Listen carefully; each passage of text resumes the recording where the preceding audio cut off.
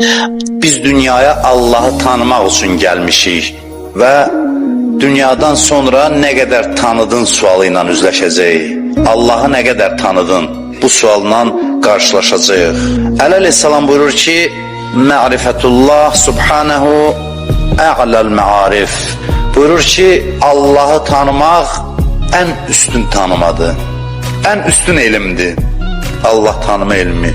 Çox həqiqətlər var ki, heyfdir adam onları tanımamış dünyadan köçsün. Biz gəlirik bu dünyaya tanımaq üçün. Çox şeylər tanıya bilərdik, amma başqa işlərlə məşğul oluruq. Heyfdir adam bilə bilərdi, bilmədi getdi dünyadan. Çox heyfdir bu.